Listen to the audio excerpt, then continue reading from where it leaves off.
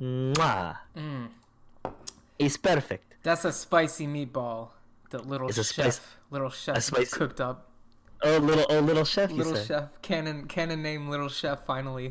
My good friend Ratatouille. my good friend Little Chef, because his name's Li- not Ratatouille. That's the name of the dish. His name is Little Chef. You'll know how it Little is. Chef. Boy, I show her. Did I change the stream code? Yeah. Okay, we're good. Woo! I wasn't sure if Y'all we know, were y'all know streaming how to it my, is. my Twitch. Hello everyone. Hello. Happy Kingdom Hearts week. It's only Yeah, been 10 years. it's the only thing that has pretty much occupied our minds, I think, since it came out. Yep. I have And literally not stopped thinking about it. I mean, I'm having this weird battle inside me where I'll be at work and I'll be like, oh god, I can't wait to get home and play Kingdom Hearts 3. But then I'm like, I also want to play Resident Evil 2 really bad though, because it's also really good. I don't know what to Kingdom do. Hearts. Yeah, no, Kingdom Hearts I've been waiting longer for, I think. Yeah. You didn't even know you wanted an RE2 remake till No, that no, came. no, I did. I knew I wanted an RE2 remake. I've already been through the RE2 story. Yes. Before. The narrative isn't unfamiliar. Whereas this is a continuation of a story, if you will. A story that you have pretty much waited your whole last life to Yeah, conclude. I sunk in the time on those spin-offs that a lot of people avoided. I watched the movie for the fucking mobile game that doesn't exist anymore. I played the mobile read all game the that manga. does exist now. I read all the manga. I wrote fan fiction. Yeah. Yeah, Good. no, so it's been a long time coming for that game. I'm glad it's finally here and it's great. I'm enjoying it very much. So I guess we can just start off our weeks with that. Well, my week exists in a limbo that I like to call the pre-Kingdom Hearts week and the post-Kingdom Hearts week. Okay, yeah. So- Tuesday's pretty much the middle of the week. Yeah. So, yeah, absolutely. So, what do I have to say about this except my week began with me watching media and ended with me sitting down and watching like the entire 11-hour narrative of Kingdom Hearts 3 play out. So, the things that I watched before Kingdom Hearts occupied my entire time and mind. Were Genlock, and I also watched the first episode of Tokusatsu GAGAGA. So I guess context for both of those things. I like Ruby. Ruby is one of my favorite things. I've been following Ruby since The beginning. No, not since the beginning. Maybe since Volume 3. Okay. So I mean a fair amount, but it was my partner who got me into it because I was into Monty Ohm's stuff, like the Dead Fantasy animations that he did, because, hey, Kingdom Hearts related, Dead Fantasy was my shit as a stupid little Kingdom Hearts nerd. And I loved it because it was like, hey, look, Naminé and these Final Fantasy characters are fighting, and they're dead, and it looks like a PlayStation cutscene. So I liked that shit a lot. And I ate it up. But Ruby didn't really appeal to me immediately. I liked the character designs and stuff, but I didn't get into it for whatever reason. Yeah. And I wasn't a fan of like Rooster Teeth in general. It just wasn't my thing. Mm-hmm. Like I knew of Red versus Blue and could not give less of a rat's ass about it. Less of a Richard Rat's ass. Richard Rat. Yeah. I could not give less of a Richard Rat's ass about. Get that Warner Brothers money. Exactly. I just wanted to sit back and enjoy, you know, my Final Fantasy Kingdom Hearts bullshit. So anyway, Your big titty Ruby, waifus. yeah, Ruby Volume 3, I got into the series from there, and from that point onwards, I have just been following it pretty religiously. I'm not a huge fan of the other Rooster Teeth animated series, but Genlock looked a little different to me. Genlock is... Genlock's under Rooster Teeth too. Yes, it is. I was unaware of that. So Genlock is a Rooster Teeth animated series. It's just begun. It's the first series of theirs, I think, to really pull like some real, like outside of the voice acting world, some real like names. Yeah. So we have a cast that features, amongst other people, Michael B. Jordan in the lead role, Dakota Fanning, Maisie Williams, the David Tennant, and the gentleman who voiced Spike Spiegel in the Japanese version of Cowboy Bebop. So this is a pretty interesting and disparate cast. Like, these are people who you don't think would work together. Yeah. They make up the primary cast of the show. And what is the show even? Well, it's a CGI animated series. It's set in the near future, and it is about, I suppose, this fascist organization called the Union is slowly but surely kind of taking over the world. Yeah. And so a bunch of, pilots and, Air Force and ex-military are banding together to kind of keep, the push that the Union is trying to do back while they get people out of the territories that they occupy. But this is a war that they're losing. The main character, who's voiced by Michael B. Jordan, his name is Julian Chase, is an Air Force pilot who, in the first episode, and I should just warn you, Genlock spoilers. In the first episode, perishes in the initial fight that kind of incites the major conflict of the series. So in a sequence that takes place about 4 years prior to when the series is, the main character, Julian Chase, his girlfriend and one of his fellow soldiers, who is voiced by Dakota Fanning, and a bunch of their other friends, like all the main characters, take part in a battle in New York City, in which the Union basically uses like nanotechnology to raise the fucking thing to the ground, and Julian is killed trying to deliver a bomb to destroy the conduit machine that's basically controlling the nanobots. But 4 years in the future, after everybody's kind of having to deal with the aftermath of this tragedy and the push of the Union further into the United States, so they're moving into the Midwest and into the interior of the country. An experimental science unit of the government comes to stay with the military organization, and with them they bring a bunch of mecha pilots and some new mecha that they can use. The mecha are not piloted inside, but they're piloted by people who project their consciousness into the robots. So like mind-controlled mechas, kind of? Yeah, essentially, yes. Is it still if you die in the mecha, you die in real life? Yeah, you would. If you were to die piloting the mech, I expect you would. Yeah, your body, your consciousness would die, so you'd just be a brain dead vegetable. So effectively, they project their consciousness into these robots and control them, and the process by which this mental match happens is called genlock. So when you're perfectly matched and in sync with the machine that you're projecting your consciousness into, that state is referred to as genlock. Okay. So that's what the title comes from. But anyway, the main character, Julian Chase, it's revealed, has not actually passed away, but is in fact still alive, and he's pretty much he's lost his waist. He's basically looks like fucking Darth Vader, out of his armor. He's like a torso with an arm. Yeah. But his mind is still good. So they have him project his mind into the robot, and the other characters are they're not fully out of commission like he is, but they all can do the same as him, and from that point onwards, I don't really know where they're going. I've only watched the first 2 episodes. That's kind of the precedent that they end on, but it sets an interesting status quo for the series. It keeps a lot of questions kind of hanging there for the show to answer later on. There's a lot of stuff about how the relationship between Julian and his former girlfriend are going to play out now, because she's just gone the last 4 years along with all of his friends believing that he's fucking dead. Yeah, but he's actually just like, no, I wiped out, but I'm still here. Exactly. Oh, I wiped out, but it's like, yeah, but to us you were dead for 4 years. We've all tried to move on. We're at different places now. A betrayal unlike any other. Yeah, exactly.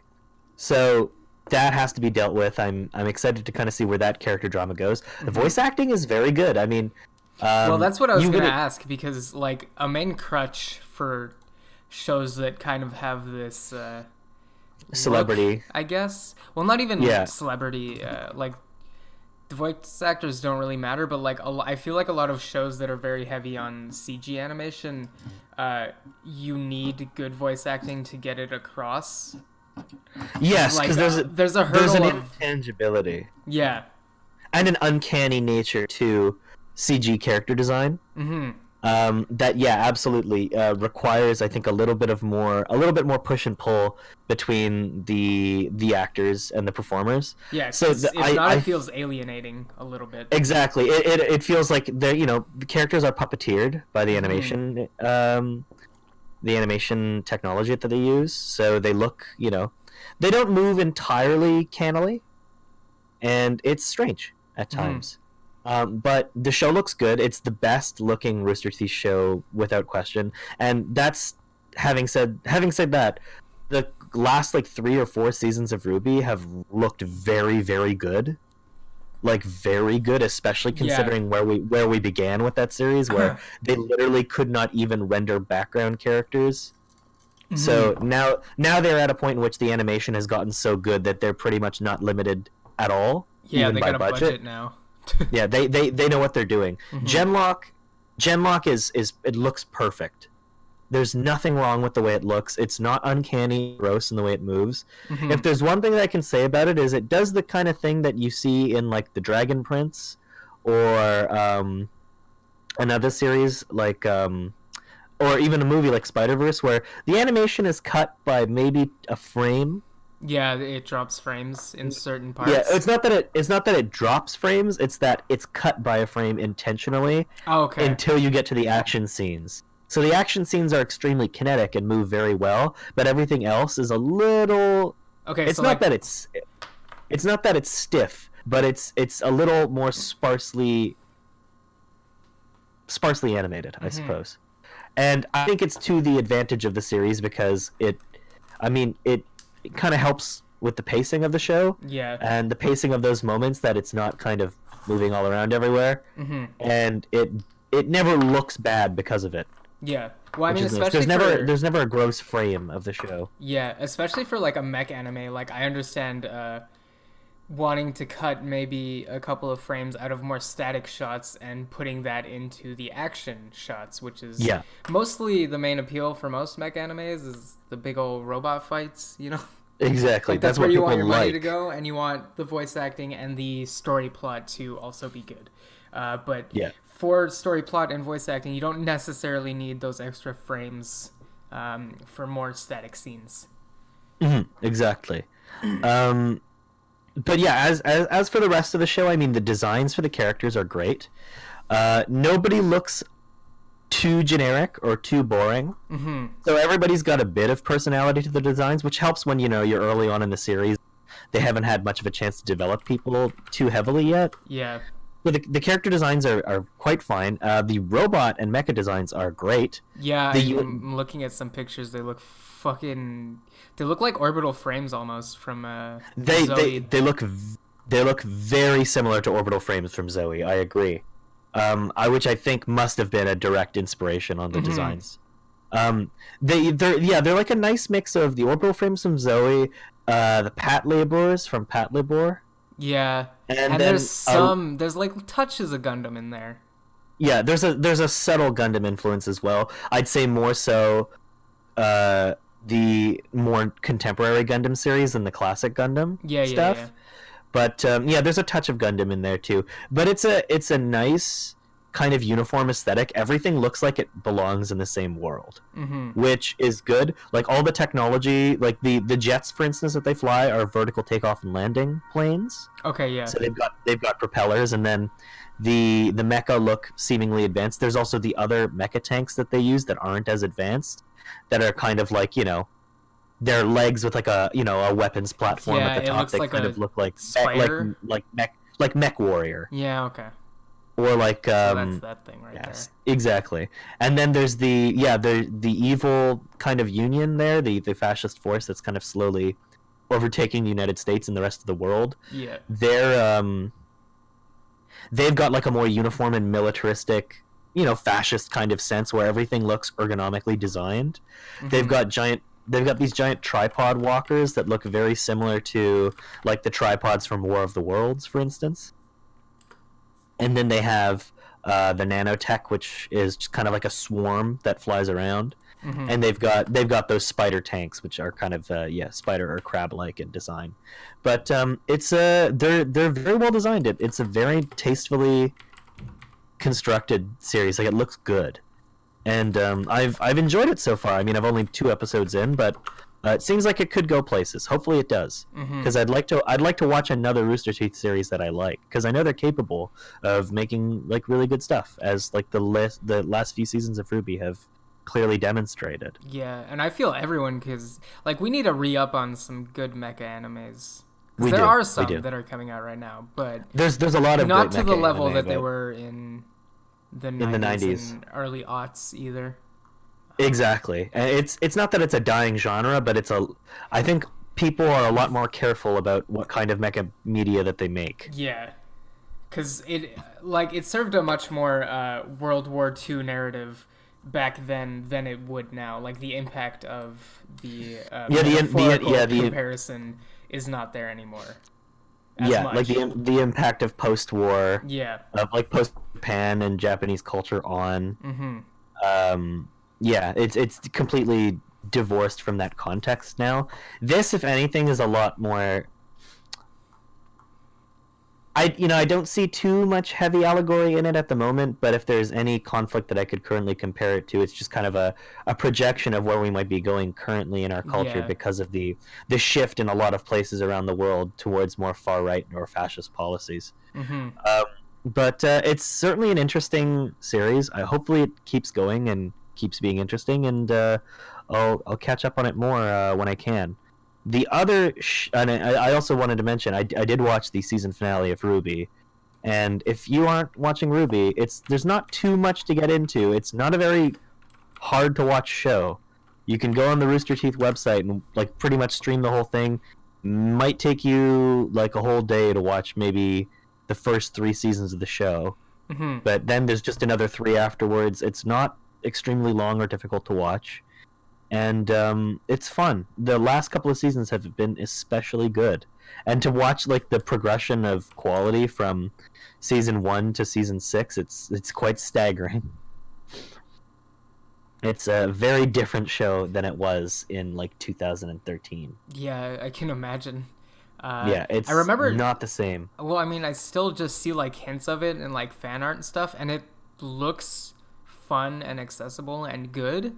It's just the watch list is Long. it's long, and I'm trying to do the thing where I'm like, all right, like get through the shorter series first, and then I say as I'm watching JoJo. Yeah, exactly. Which is just nope, not short in any sense of the word. Do you think it'll ever catch up to the anime? No. God, no. Not God, if David no. Production wants to live. Yeah, pretty much. Not if those people want to fucking have lives. Would you like a day off? How about some hours off? Too bad. We gotta catch up to Part 8 now. But no, it's a good series, so I recommend anybody who's not on that Ruby Flex yet, get on it. It's fun. It's not for everybody, and if you're put off too much by the animation, I mean, don't continue. Mhm. But I swear to God, it does get better, and when it gets better, it gets good and fun. The story is actually like moving places, and it's an interesting kind. A lot of it is like a reinterpretation of like fairy tale and mythology kind of conventions, and it's fun and interesting the way it plays around with that stuff. So I have a good time watching it. But it's been good, and the latest season was probably its best. There was some great character development and great moments between characters that basically the audience has been like dreaming to happen for fucking ever. So like a lot of satisfying conclusions to certain narrative arcs within the series happened, and it's just been great. So that's really, really wonderful. And then I watched the first episode of Tokusatsu GAGAGA. Yeah. How is that? So yeah, do you know what this is, or did I explain it to you? I kind of know what it is. I've heard it mentioned a couple of times, probably a couple of times through you. Yeah, that wouldn't be a surprise. Yeah. But from what I can tell, it's Power Rangers and Ultraman's baby.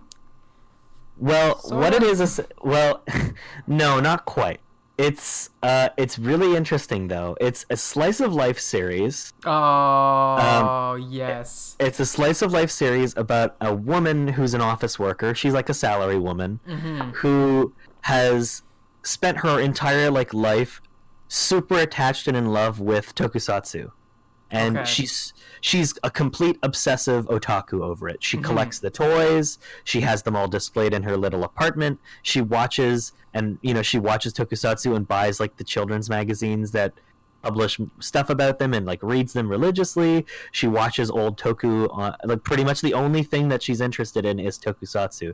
So much so that she doesn't like have other hobbies outside of it. Mm-hmm. Like it's her fuck. She's an otaku. She's obsessed with this one particular thing, and she's so fucking in love with it.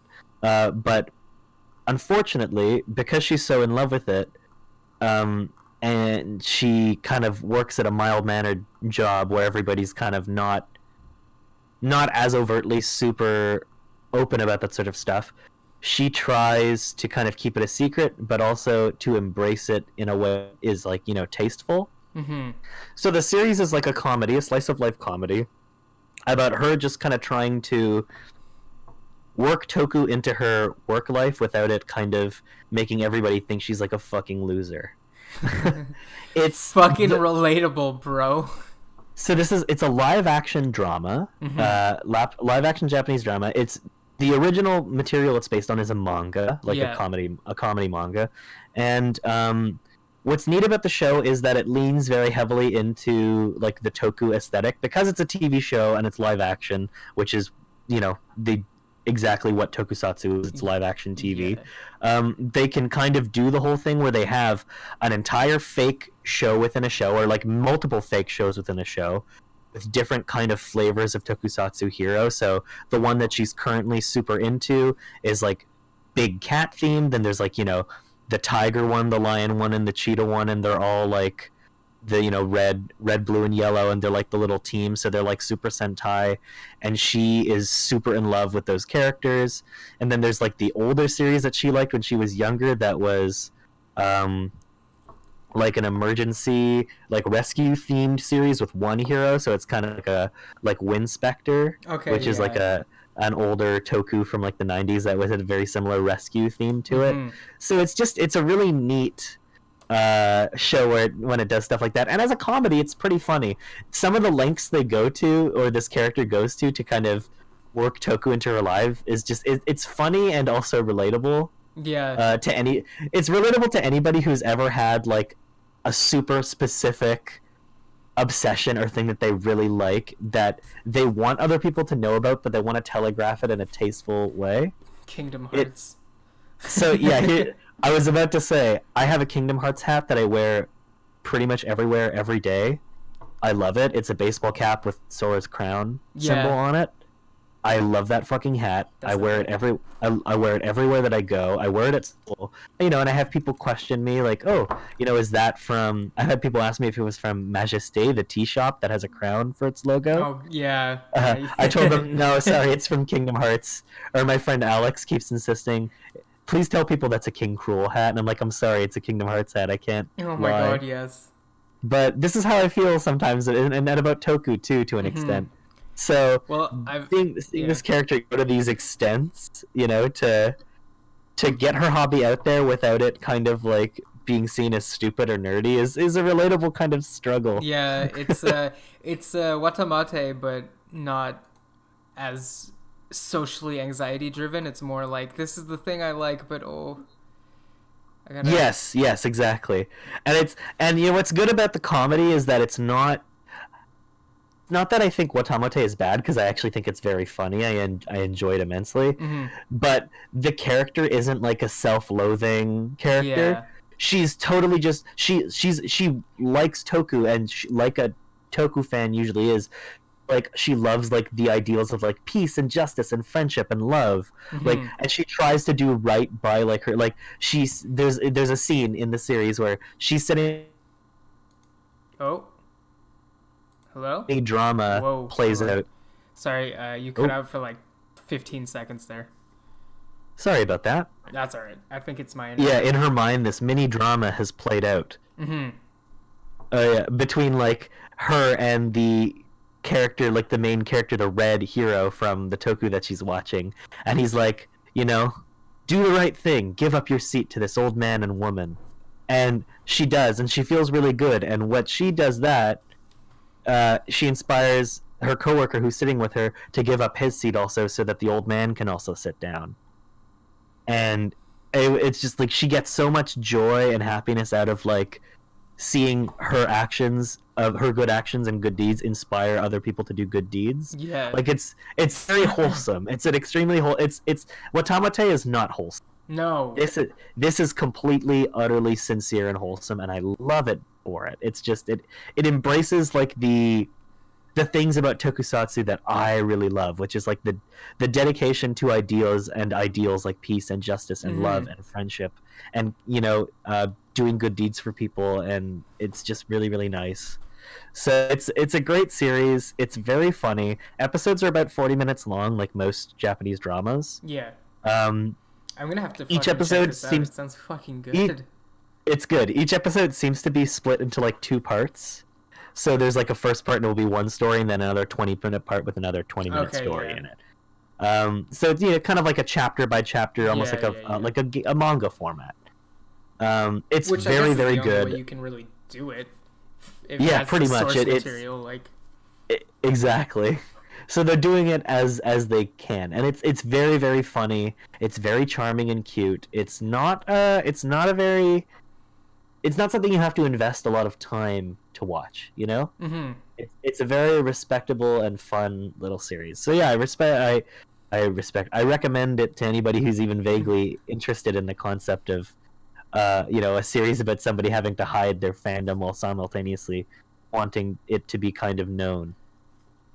It's cute and it's very very well intentioned. So I definitely recommend that. And as for video games, I just played a little bit more Tales of Vesperia.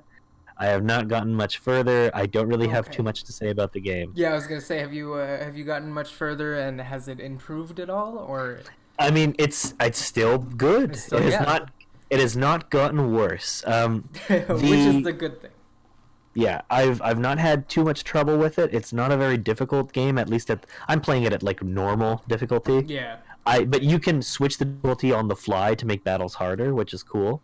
So Hmm. if you're having too easy of a time or too hard of a time, you can always adjust the difficulty, which is something that a lot of RPGs are doing now, like where you can shift encounter rates and stuff like that, Yeah, and that's I really think nice. Bravely Default kind of set that off. Yeah, it Um, was definitely something that they in Bravely Default took a lot of care to make sure yeah. was accessible for people, Hmm. because not everybody can play RPGs at the same pace that people who have been playing them for like a long time can. And Yeah. it's really hard for people to get into stuff where like the random encounter rate is fucking insanity. Hmm. And it's also, I find a lot of the problem with people in JRPGs is a lot of people just don't like the grind that usually comes with later parts in JRPGs, and Yeah. usually they'll just be like, ah, fuck it, I don't even care anymore because like I have to fight too many small level enemies to level up twice to fight this guy. But it's like And this kind of part. it becomes unfun for them. Yeah, yeah, that's it. And like it's nice having the accessibility meter there. For when Yes, you're it like, is. Fuck this. It just makes the experience a lot more enjoyable for people who are just not into that aspect of the game but want to be able to experience the story, you know? Like And I have it's the great. thing where like I like playing on the intended difficulty, whatever Yes. that may be, Like a lot of games have this weird convoluted ranking system of easy, medium, and hard, and it's like, but just how is it, where am I supposed to be playing? Yeah, what did the developers kind of intend you to play Yeah. at? And then from there you can adjust it, Hmm. which is great. Which is one of my favorite things personally about RPGs nowadays because they seem to be really taking that into account. Yeah, because they It's realize something. that it hurts sales when you can't Yeah, finish the exactly. When you first make game. a game that's not accessible to people, Yeah. it's not beneficial to anybody, especially you as somebody who's trying to sell a product. So yeah, no, it's really great that Vesperia does that. So yeah, I recommend anybody who wants to get into like a good JRPG, Vesperia is there for you. It's a little old hat, like it's a PS2 era game from Mm-hmm. what I remember. So or I think an Xbox 360 era. So it's an older game. Um, Vesperia came out after Symphonia. Let me I think it's Tales Xbox. of Vesperia. Not definitive, just give The me regular give me one. the OG one. Xbox Uh, 360. Xbox 360, PS3. Mm-hmm. Yeah. Okay. So yeah, it came out on the 360, and it looks like a 360 game. Yeah. The voice acting is actually pretty good though, and the narrative is like I spoke last week about it, but I think the narrative is great. Mm-hmm. It's solid, and the characters are they're enjoyable. As of now, I've not met a character that I disliked. Yuri is a fairly unconventional JRPG protagonist. He's got very strong feelings about what constitutes proper justice and what doesn't, and the narrative lets him roll with it. Like, if there's a scene within the game that I've heard of where a critical decision about whether or not somebody should die needs to be made, and he decides that this person needs to die, and he kills them. Mm-hmm. And that's not Yeah. something that you like. That's not something you see a lot of JRPG characters do. Yeah, no, it's usually I'll forgive you, but don't do it again. Yeah, exactly. No, but he understands, like, Yeah.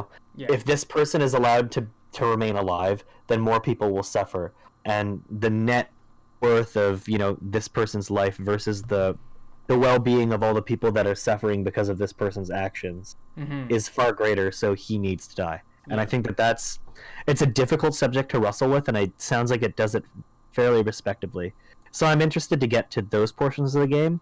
There have been moments of it though where you see how the institutions that are meant to keep people safe in this world are inadequate or inept. Like Okay, yeah.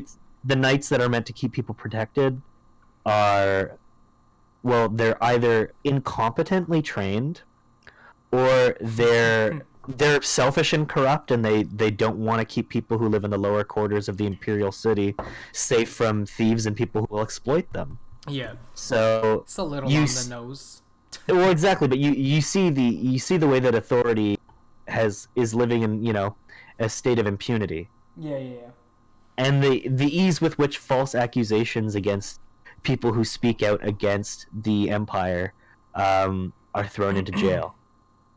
So it's a very, I don't know, it's on the nose, but it's hitting all the right buttons for Yeah, me. I I mean, really you can enjoyed do it. on the nose well.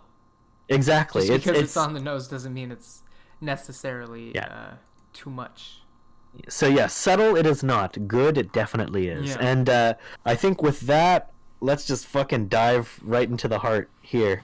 The big old hearts of kings and Oh duns. boy, Richard Rat's heart. Richard Rat's heart. With fuck, no, Minnie Mouse actually works. Richard Rat and Rachel Rat.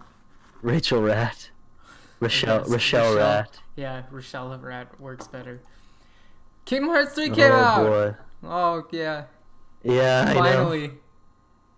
It did. Oh, it did, and it's great so far. I mean, I'm only at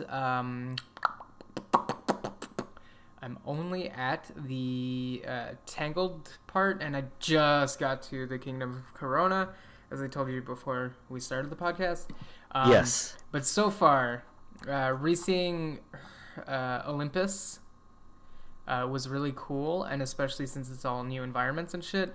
It was nice, like, starting off in a familiar place that wasn't Traverse Town or Twilight Town.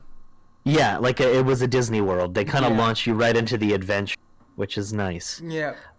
What is it about Olympus that you find really interesting as like a starting world? Because there's, I think that I think it was a cool choice. to start you off in Olympus of all places.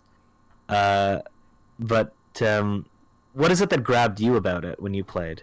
Uh, well, one of the things that like I noticed right off the bat was that it was all new Olympus. Like it's not the Olympus that you know from one or two or uh, was Olympus in any other spin-offs? Yeah, it's in like some of the spin-offs, Yeah. but it's not just the Colosseum. No, that's it. It's like the actual village, and like for the first time, I think in any Kingdom Hearts game, levels feel actually lived in. That's good. Yeah, because like there's actual people now, and it's like, oh, whoa, that's one of the first things I noticed that like really That's grabbed me cool. was like, holy It's fuck, populated. yeah, there's people. I'm saving people. Not everyone has succumbed to the darkness and become a shadow. Um, Or like the Mulan level in Kingdom Hearts 2, which is a great world to kind of start off in when you play it, yeah, but like how that entire level feels like fucking empty. yeah. That's When you it. get to like the big Imperial City and you're fighting like in front of And what there's is just in the movie fucking like no a crowd one. of spectators, There's and there's just no one. nobody there. Yeah. It is barren. No, so that's So, one of yeah. the things that grabbed me immediately Yeah. was just people. Fuck, okay. We in there. How open are these worlds? Like how seamlessly open are they? Oh man, the fucking transitions and load times are crazy. They flow so perfectly. Like you'll go from one area that you have the map to another Yeah. that you don't have the map to, and all that happens is your little map HUD just disappears because you got to find the treasure chest with the area map in it. Yeah. But like, it's seamless. That's Apart from great. like cutscene transitions and like there is the big red doors that are more like entire area switches like Oh, okay, yeah. from like say Andy's house, which is like a good portion of like his house, the street out front, and then you have like the two red ends that you have to go through to get to the toy store. That's a Okay. load screen, but for the most part like the toy store is It's four three stories. stories. It's 4 stories. It's Well, big. it's 3 stories, and there's like a little alien spaceship at the top. It's huge. literally the coolest fucking toy store ever. It's really fucking rad. Yeah. They but have yeah. literally every kind of toy there you could possibly want. Yeah, they got It's fucking nuts. mechs, man. They get to pilot a fucking just mech. Huge fucking mechs. Oh god, it's the best. I It's love that. I was so awesome. fucking stoked. And but yeah, just going back to Olympus for a bit, it was cool. Starting off there, having it feel lived in. Pete and Maleficent show up and are like, "We're looking for a black box," and I was like, "Is this? Am I to expect a near automata level now?" But the black box I think they're talking about is the one that the Master of Masters had. Yeah. But Which I just immediately, as soon as I heard black box, my brain went near automata. Please, that would be pretty because cool it if is there a was square property. I'm just saying. they could feasibly do it if They they could. wanted. What's if they can be crazy enough to include another Pirates of the Caribbean world? What's stopping them from having 2B's big android ass in my God. Disney characters? This is gonna be really interesting. Yeah, I can't wait to see where this series goes.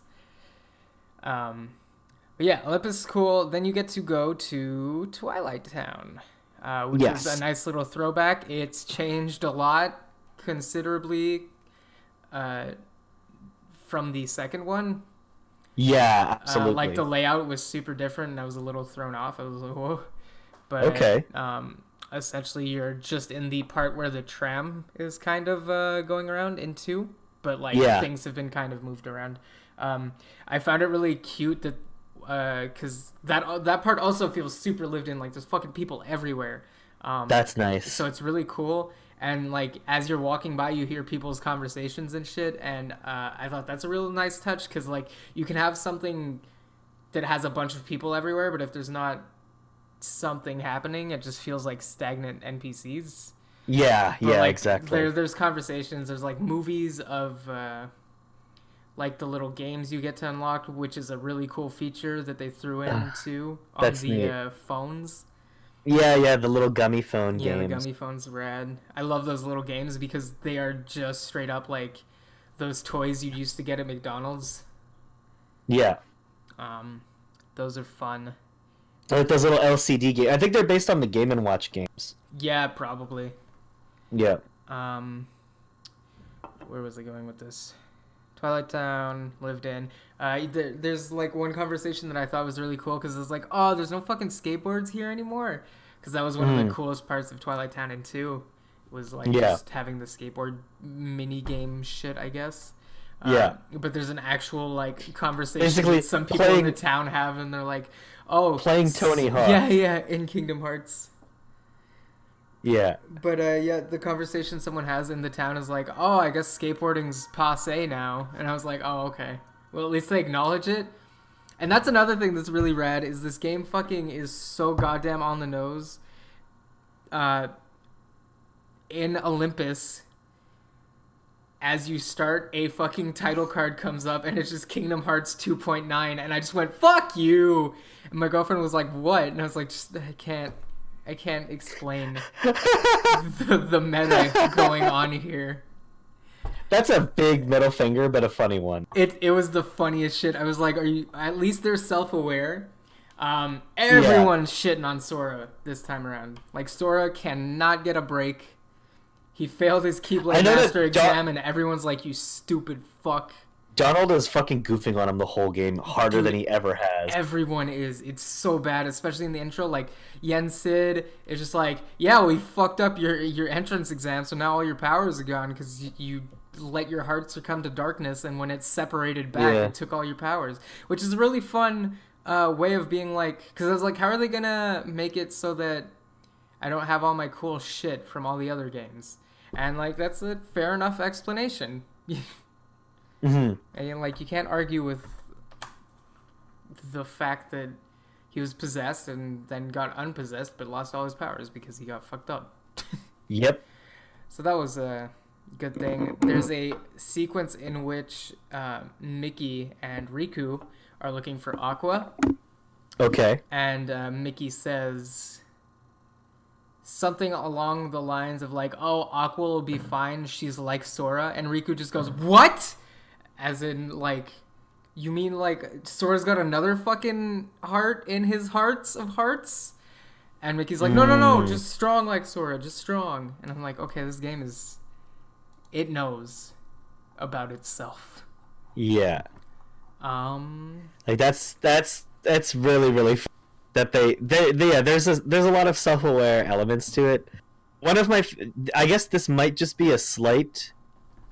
It's not really a spoiler. We'll talk about. Well, we've always spoken about the Toy Story world anyway. Yeah. But one of my favorite in-jokes in the whole game is something that I think is just a clever bit of writing, not only because it integrates well within the context of Toy Story, but into the context of like the game kind of making a self-aware crack at itself. Yeah. But yeah, so when Sora goes into the Toy Story world, he becomes like a little Japanese anime action figure from a video game called Virum Rex, which is clearly, without like any doubt in my mind, is just an absolute parody of Final Fantasy 15. It is. Like it's a total send up of like that particular kind of JRPG. Did you with see like the intro sequence that you get when you first go to Yes. the toy box? Just the fucking Yeah, commercial that plays. I was so it's a thrown toy off commercial. and confused. It was amazing. Yeah, there's an entire fake toy commercial for this game and toys Virum Rex that happens in the world right when you go to the Toy Story world, which is really just a funny bit of humor on the developer's part. But yeah, so within the context of the Toy Story world's narrative, Sora is an action figure, and Buzz Lightyear and Woody see him as a fellow toy. Yeah. The way Sora keeps talking about hearts and heartless and all these things, right? It sounds like total JRPG bullshit, right? And Buzz Lightyear like calls him out on it. He's like, "Look, I used to think I was a fucking real space ranger. I get it. You're a fucking toy. This shit Yeah, isn't it's real. like, get Maybe over in yourself. maybe in little RPG video game world, all this fucking heartless bullshit is a thing. Okay, but here, okay, this is reality. That's just not true. But of course the twist is that no, it is fucking true. Hmm. And there's a part later on in which he like tries to explain to them how like the world is working because like they've been split into like an alternate dimension. Yeah. And Buzz Lightyear and Woody look at him like, what the fuck are you talking Yeah, about, it's dude? like, I don't This is total know about bullshit. This is video game garbage. What is this? And it's fun digs like that the game takes at itself that kind of add a bit of levity to it. But it's the game is the most hopeful the series has ever been, I think, in terms of like the kind of story that they're telling, the kind of like interactions the characters have with each other. Like it's really friendly, you know? Yeah. The tone of the story is ultimately like they're going to be able to do this. They can defeat Xehanort, you know? Yeah. If you just need to line up all the pieces correctly, and that's where the game is essentially you lining up all the pieces so that you can make your final play against Xehanort. Mm-hmm. And it works to the story's benefit because it keeps the mood and tone of everything like up there, so you're happy the whole time you're playing and you're experiencing the story. It never brings you down or makes you upset or makes you depressed or angry. Like it's like you're just kind of going through it and you're like, We got a thing to do. Yeah, it's hyping you up for the inevitable confrontation with Xehanort. Oh, something cool to mention about Master Xehanort in this game. So, of course, there's like a billion different versions of Xehanort. Like, there's Ansem Xemnas, the young version of him. But the old man version of Xehanort used to be voiced by Leonard Nimoy in English. Leonard Nimoy, of course, passed away before they could, have him record lines for the game. So, Rutger Hauer voices him now. Oh, yeah. And if you notice, I don't know if you've gotten to any No, Xehanort. I haven't seen old Xehanort. I've seen young Xehanort and Ansem. Yeah. So he has his subtle Dutch accent kind of still there. Yeah. But Xehanort's kind of got an accent. It's different, but I'm not gonna lie, I kind of like it a little better than accentless Xehanort. He kind of seems, I don't know, it's just the European kind of accent, like the vaguely European sound to his English is cool. It gives him like an air of mystery almost. But it's a neat move, and I think Rutger Hauer does a pretty good job kind of trying his best to do what Nimoy was doing with the character without stepping on his toes too much or like leaning too hard into the accent thing, because you could watch like a Rutger Hauer movie where he is totally like 100% doing like his I'm from the Netherlands, you know? Yeah. And he's doing like accent like this. But he's not doing that. He's trying his hardest to kind of stick to the gravelly Xehanort voice. So it sounds really, really good, and he does a great job. The voice cast in this game in general does a completely stellar job. Yeah, the voice acting is really good. Like, Haley Joel Osment sounds fucking great as Sora. It's ridiculous. It's like his voice didn't even change that much. It's crazy. And then Don't some go of the back and play other the other games though. same thing with Jesse McCartney as Ross and Ventus. He sounds great. All the Willa Holland's Aqua sounds fantastic. Like the cast has not changed dramatically. Some actors are different. I know Hayden Panettiere doesn't voice Kyrie anymore. Yeah. Which is a little weird, but I mean she also got older, like her voice actually really matured. Yeah. Because I mean she was like it's only been 10 years. Yeah, exactly. Like they needed an actor who sounded similar. Not the actor who voiced Xeon. Yeah. To do her voice, and as Xeon is voiced by the same actor as Kyrie, and it's what's her name, Alison Stoner, who's like a Disney girl.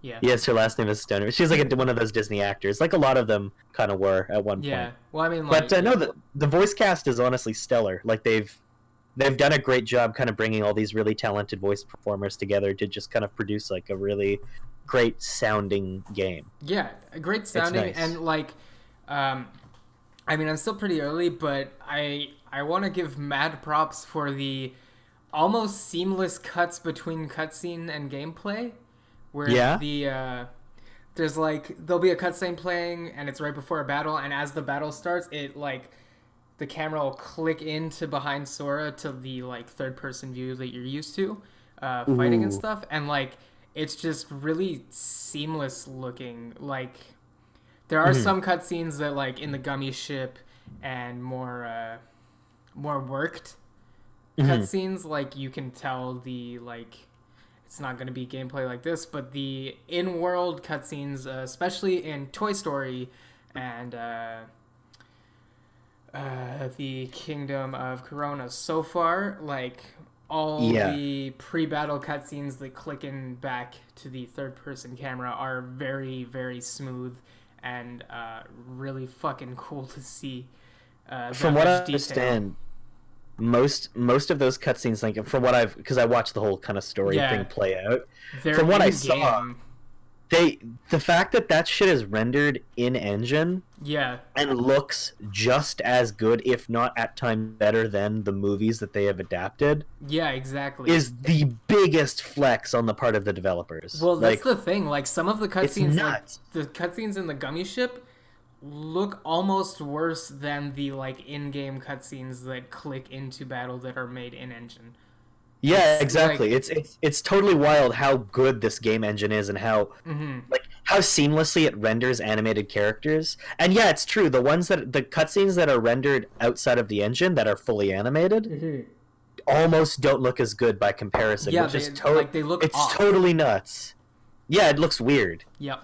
I mean, they're still fine, but it's jarring in a way that it's jarring in the way that it used to be the opposite of, you know, where Yeah. like I'm so used to Kingdom Hearts like cutscenes made in engine with people like not making different facial expressions. Yeah, or just having a text box pop Exactly, up. like with like a generic kind of like, you know, their mouth moves a little Yeah. bit out of Let's sync. go Oh, get them.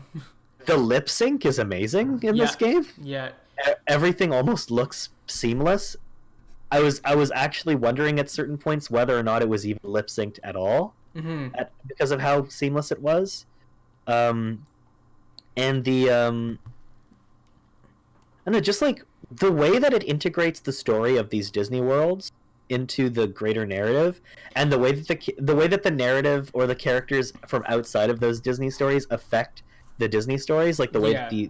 the villains corrupt those worlds, Mm-hmm. and the way that they play around with their ideas and the ideas of those movies is really, it's the best it's ever been in a series. Yeah. Well, just like the Toy Story world where Buzz was the only one who's kind of weary of Sora and like the gang, Yeah, and that like doubt was enough to have his heart corrupted by darkness. yeah, You know, which like is great. yeah, And it's a really that cool. plays in with Buzz Lightyear as a character's personality, because as like a character, he of course naturally, more so than maybe even the other toys, would be really skeptical of somebody like Sora coming in and spouting out all this fucking stupid JRPG crap about Yeah, hearts and heartless. Buzz just hates Japanese people. It's not Yeah, his fault. Buzz is racist and Buzz he is dislikes the racist. Japanese. Confirmed. Well, I mean, Buzz is racist because he's voiced by Tim Allen, but Oh yeah. Buzz is racist too in canon. Um, Well, I mean, he's got to play the character, right? exactly, but no, it works with the character because, of course, like of all Toy Story characters, who would be the one that's the most weary of like somebody coming in Yeah, and it's gonna like be spouting out all Buzz. this good? The guy who was like absolutely and completely convinced for like the entire first Toy Story movie that he was a real ass space ranger. Yeah. So Um. it makes sense and it's cool. Or Oh. another one that's, I feel like the only world in the previous games, or the handful of them that really did do a good job, didn't do it even half as well as this one. Like in Toy Story, in Kingdom Hearts 2, the Beauty and the Beast world Got it. is really good. Yep. The way that it integrates the story of Beauty and the Beast and the themes of Beauty and the Beast with the story of Kingdom Hearts 2 and like the goals of Organization 13 Yeah. is very cool. Like they're slowly making Beast worse and worse, which, you know, is something that you're, as you know, the audience, you don't want happening because you're invested in Beast as a character because you know that he is capable of changing. But they're going to change the destiny of this character and corrupt him and turn him into a heartless, Mm-hmm. which is really really, and from that heartless recruit the nobody that comes from him. And I'm like, that's a really interesting and clever integration of the story themes and plot elements of Beauty and the Beast with the story themes and plot elements of Kingdom Hearts 2. Yeah. And I just feel like none of the other worlds did that as effectively as that one did. And I feel like in this game, all of them execute They're that doing perfectly. it to that level, yeah, for sure. Yeah, I felt the same. It's really, really well done. Like the Hercules stuff at the beginning is really fun because it's about Sora needing to feel like he's getting his powers He's back. Get stronger, yeah. Exactly. So of course he'd go to Hercules. Which is the whole premise of Hercules, exactly. Yeah, exactly. Learning to kind of embrace the power that you have within, you know, and not seeing yourself as weak or less than, or if you do see yourself at that, then do something about it. Better yourself. Yeah. Like it's an interesting and very apt place to start the game off. And then similarly, like you see how this kind of plays out in the Toy Story world. You see how it plays out in Twilight Town. Yeah. Like the story, I mean, Twilight Town, of course, is a No More world, but like the way that the story of that world is coming into play, it's neat. It's nice to revisit the characters of Twilight Town, like Hayner, Pence, and Olette. Oh man, okay, yeah. I want to talk about this too. This is another on the nose kind of like, haha, elbow in your side joke that they did, where like Sora's like, Hayner, Pence, Olette, it's been so long, and they're like, no, it hasn't. Yeah. And he's like, it's been what? No, it's been like 10 years. They're like, no, you were here like last week. And they're like, fuck you. Man, time works bad in this universe. Especially in Dream Drop Distance, man. Oh, yeah. You were just in a dream the whole time. Oh, another thing that I don't know if I'm glad they did or what. I don't know how I feel about it yet. But they added... you remember in Borderlands 2, you had a bunch of hidden vault symbols... Yes. All around the map. They did that with Mickey heads.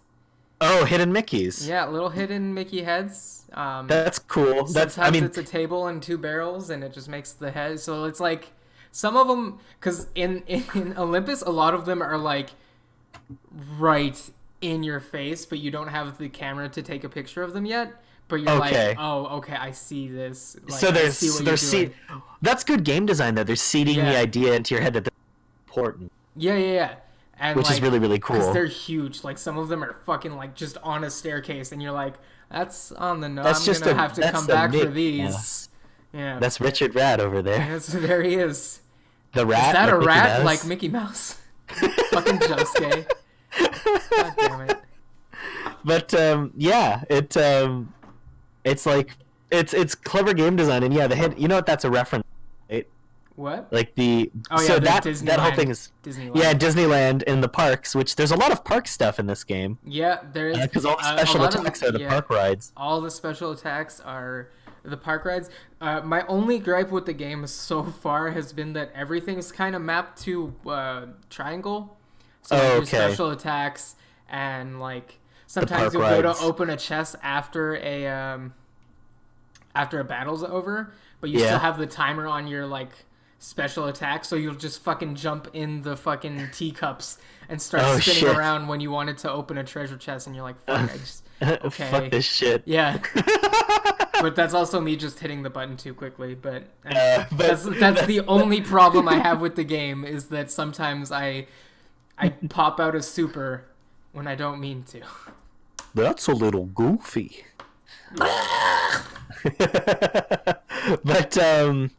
But yeah, no, that's definitely something. How are those special attacks? Are they easy?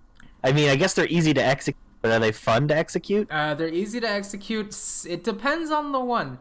There's the teacups are fun. There's one that's like a spaceship that you just like get to shoot around, kind of like the mechs in the Toy Story level, but it's a little more powerful, I think, than the mechs.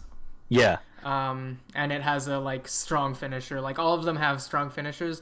The one that I'm having the most trouble understanding right now is the like water ride one. Where essentially you leave a trail and you hit the enemies while leaving a trail of water, and your special is you go back through that trail and hit all the enemies again. And when you hit the part where you started off, you do like a big slam thing, and it just pushes a big It's a little odd. Yeah, it's a weird Oh, one, but it's not bad. Like it's fun to do. It's just weird. how are those boss fights? Because I've heard good things about them. I, They're really they're fun. I've heard they're a lot more fun than they used to be. Which I think Kingdom Hearts has had a lot of great and fun boss fights. Hmm. But like even the boss fights against, like the individual, because that boss fight against Xemnas at the end of 2 is amazing. Yeah, it is. That's a really stunning boss fight. But I heard just like almost all of the boss fights in this are now just like almost at that level of fun. They are. They're really good. I actually was going to talk about it a bit in comparison to, like, say, one where I'll take Alice in Wonderland as an example of the Yes. level. That is a infamously not fun level. Yeah, it's There's really a lot not. of, like, quote unquote puzzle elements that aren't really explained to you. Yeah, they're not elaborated upon very No. effectively. And it's like, what the fuck am I supposed to do? And then the boss fight after, where you gotta jump on the chairs and, like, just hit them. Oh, I fucking hate that fight. King The of Trick Cards or whatever. Master. Yeah, Trickmaster. He sucks. Yeah, it's not great. It's really shitty. And, like, the second one had a couple of, like, boss fights too. Like, the guy from Organization 13 with the guitar that would just shoot music Demix. notes. Oh, the Yeah. fucking water clones. Yeah, the water clones. Oh, See, fucking hate those yeah. fights. Have not had a moment like that yet. All That's the boss good. fights are really fun. Those swarming heartless, I heard are kind of cool to fight. The Demon Tower. Yeah, the Snake of Doom. Yeah, that thing is apparently really cool. Yeah, it's really nice. You get And it animates really well. Yeah, you get a taste of it early on. You get, like, a small, I want to say, like, mini boss fight with Riku and Mickey, where you're fighting one of those things in the Dark Land, Yeah. Land of Darkness or whatever. Yeah, the Realm of Darkness. Yeah, Realm of Darkness. So you get a small early introduction to that. It's pretty fun. I can only assume that it comes back later in the game, because they wouldn't have done that Yeah. if not. But yeah, so far all the levels, I have not had a point, because even, like, fucking, like, you got Alice in Wonderland, you got the Mulan level, which really fun level, but still kind of, like, tiring. I thought those boss fights are laborious, especially the one that's like the giant warrior, the Chinese warrior. In Mulan. Yeah, Yeah. the heartless that looks like a giant Yeah, Chinese yeah. armored guy. Fuck that fight. It sucks. Yeah. No, like, a lot of the level design in the earlier ones and, like, gameplay, like, it's not terrible, but some bosses and areas you were just like, okay. Mm-hmm. I like a lot of the boss. I like the boss fights that always feel like events, Yeah. which is why I like the Xemnas fight in 2 at the very Yeah. end. Well, I like this a lot one- of the organization fights are kind of good too, with the exception of Demix, whose Yeah. fights fucking suck. Yeah. But like Look Sword, I love those fights. So like with the card games and shit like that going on, I like when there's like an interesting spin on how the fight works, where he turns you into a dice. Yeah. Like that was cool. It's an interesting fight, and it mechanically it worked really well, Mm-hmm. at least for me. And you got the Oogie Boogie fights that are fun. Especially Oh, those the are one in all 2. great. The one in 2, I think, is the one With where the you have Santa Claus roulette wheel. factory? Yeah. Yeah, that one's cool. That one's really really cool. But yeah, I was gonna say the boss fights in this, and it kind of goes with what I was saying about how the cutscenes just kind of click into gameplay seamlessly. Is like it does make everything feel like an event. Like, I'll take the doll boss fight from Toy Story 2. Yeah. You have to go into the doll part and find, I think it's the pig. Yeah. From Toy Story. You gotta go Ham. find you gotta go find Ham or Rex. I can't remember which one it is. But the second you get in there, a cutscene starts where the doll, you're looking for him in, like, a dollhouse, and the doll pokes her head out and does a thing, and it just kind of seamlessly pops back into gameplay. And then all of a that's really sudden you're cool. in a, like, mini boss fight, and it's a fun mini boss fight. There's also a UFO you have to chase down to save Ham, I think, is actually the UFO. So Rex might have been the dollhouse. Okay. But anyway, like, all the boss fights are really fun. All the levels don't feel like I haven't gotten lost. Everything is directed in such a way that you know where progress is most of the time, and you can go back for treasures and then continue on. Yeah. It's not getting lost in Tarzan level. Oh, It's not. fuck the Yeah. Tarzan See, jungle. like there's always the older Kingdom Hearts games, as great as they are. There's always like that one part where you're just like, I just can't. Fuck yeah! Fuck In that one, part. in one it's Tarzan, and in two it's the Little Mermaid. Like Yeah. fuck this shit. Yeah, just some gameplay things that you're like, fuck. And I have not encountered that yet in my 3-4 worlds that I've done. I haven't gotten to put as much time in as I want, and I will as soon as we're done this podcast. Yeah, Right back to it. Gonna go sink some more hours into that Get a thing. time Yeah, to sink. but But so far, fucking, it's great. If this is what took, like, if this is the product that we got for 10 years of waiting, I'm okay with that. Like, yeah, I prefer having waited this long and getting something that is this fun and enjoyable and seemingly well thought out for a Kingdom Hearts narrative. Yeah, I just, nothing bad to say about it, really, so far. yeah. And from It's what just I've going to be seen on interesting. Twitter, from what I've seen on Twitter, because I haven't gotten any spoilers, but I just see like, oh man, this one part and then I go, no, okay, No, I can't do it. Can't do it. I'm guilty. I'm guilty of think like spoiler posting all week. I know I've been avoiding it on purpose because it's my bad for not having sunk more time in, honestly. But I think today I opened Twitter, read the sentence, holy shit, I can't believe in the Monsters Inc. world that blank. And I was like, nope, I'm done. It stopped. Yeah, can't do this. Stopped reading. And then Liam replied to that and he was like, yeah, I've never seen a KH boss get bodied so hard. And I was like, nope, okay, not looking anymore. So I'm excited to get to the Monsters Inc. world now, but I don't know what happens. Somebody's getting bodied. There's some fun stuff in another. Could I give you? It's not a spoiler so much as it is a joke from that world. Yeah, give me the joke. Well, the joke, and it's just another way to highlight just the clever writing and integration of the world in with the characters.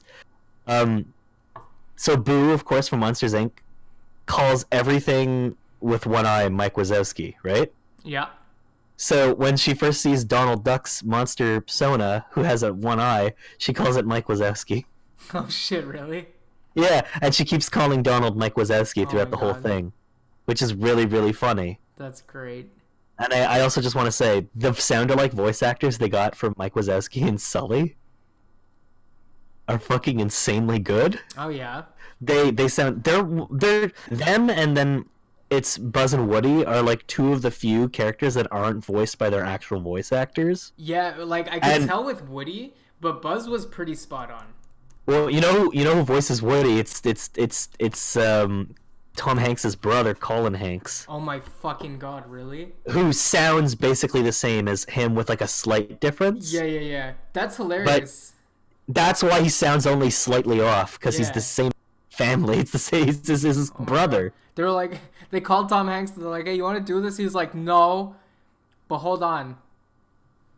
Hey, you want a job? What's going on? What's going on? What's going on here, everybody? I'm Woody.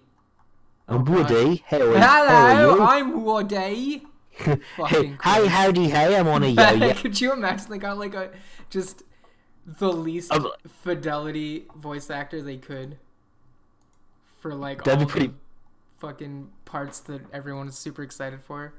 That'd be pretty fucking good. Yeah. I'd respect them if they did that. Actually, I'd laugh. I'd laugh too, but I don't know if I'm. But they didn't, which is good. They've tried their best. Like even in the Frozen world, Elsa's voiced by Idina Menzel. Oh, like shit. it's like they have as many of the possible voice actors as they could get back. They got them. Mm-hmm. Like Zachary Levi voices Ryder in Tangled. Yeah. The Tangled world. Well, like it's just him. I think the only other thing I saw about Kingdom Hearts 3 on Twitter was Alex posted something. I think it's a comparison video of like Frozen movie versus Frozen in Kingdom Hearts, and like his caption and it was looks just the like, fucking same. Yeah, his caption was just like, "Wow, Square Enix flexing hard with this one." I was like, "All right." Just crush Well, them. even fucking the Toy Story part, like it just looks Yeah. like Toy Story 1. Like it It does. It just one for one looks like Toy Story 1 from the fucking 90s, and it's like, wow. That's pretty fucking crazy It's that cool. they're able to hit up that much quality. Mm-hmm. It's just fucking. It's beautiful. It's fucking beautiful. I can't wait to go play that fucking game. It's all I've been thinking about, like all week almost. Yeah. That and the fact that my child could be born at any second. That's another part of my week. That's another part of We your are week. now Yeah. officially at term. So it's just like, It's- whew, yeah, I could get a phone like, call what? right now. Wiping sweat from brow. Says nervous sweating.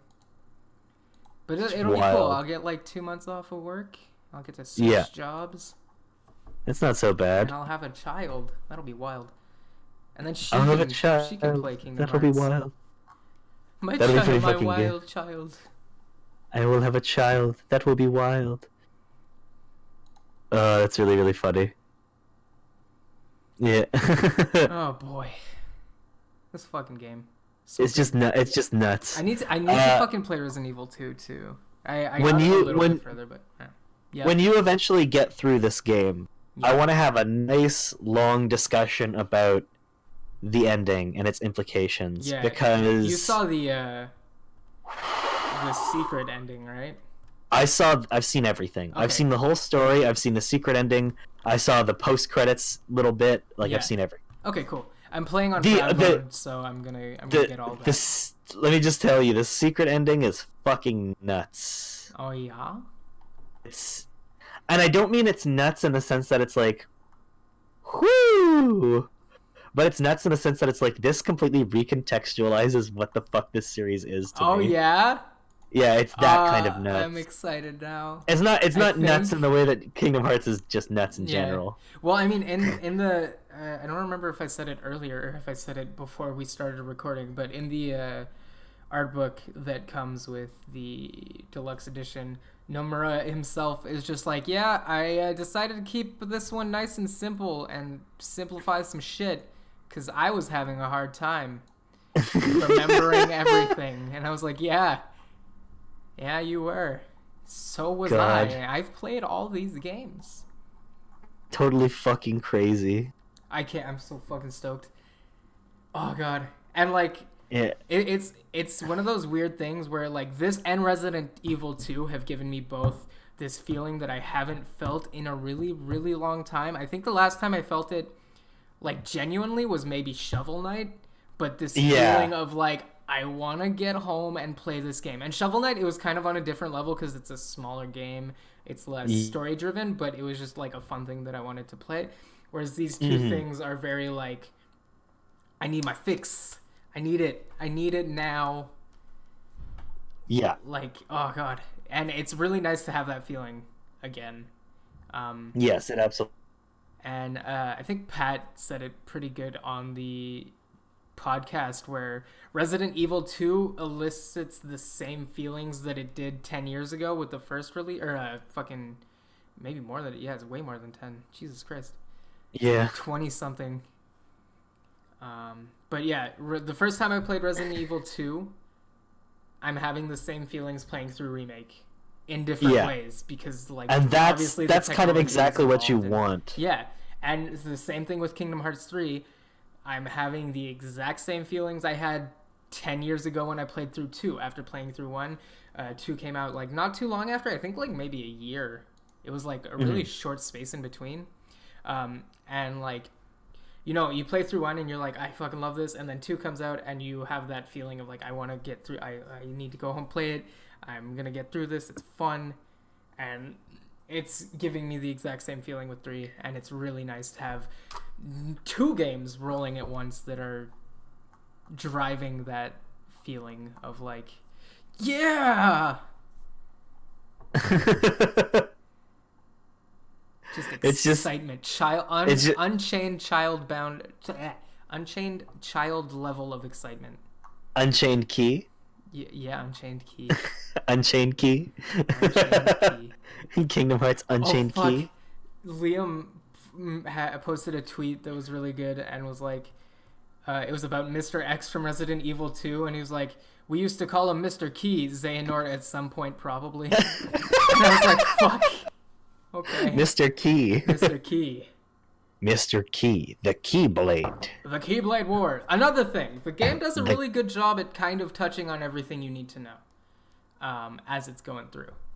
Yeah, it does, doesn't it? Yeah. I've heard that it makes. Well, I've seen with my own two eyes the ways in which it makes concessions to people who are still not totally 100% sure what the fuck is going on. Yeah.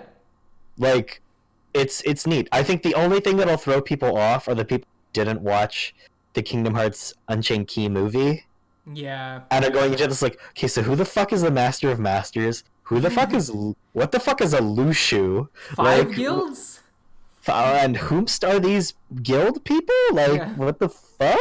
Keyblade, bro, that Keyblade graveyard looks fucking sick. What happened there? I want to know. Yeah, exactly. So but they do a fairly good job kind of consolidating that information, and making everything that you might not be totally familiar with. I think the thing that a lot of people are probably going to be fucking lost on is who the fuck Shion is. Yeah. Because I think the game that most people definitely haven't played is 358 Days. Oh, for sure. Because it's the only one that you can't really play anymore unless you own it. Yeah. So you can play through an emulator, but even then. Yeah, who wants to play Kingdom Hearts 358 Days in an emulator? Who wants to play 358 Days in general? It's not a great game. I mean, it was for the time, but it's not anymore. But I mean, they they condensed that into pretty much movie format too on one of the remixes, I think.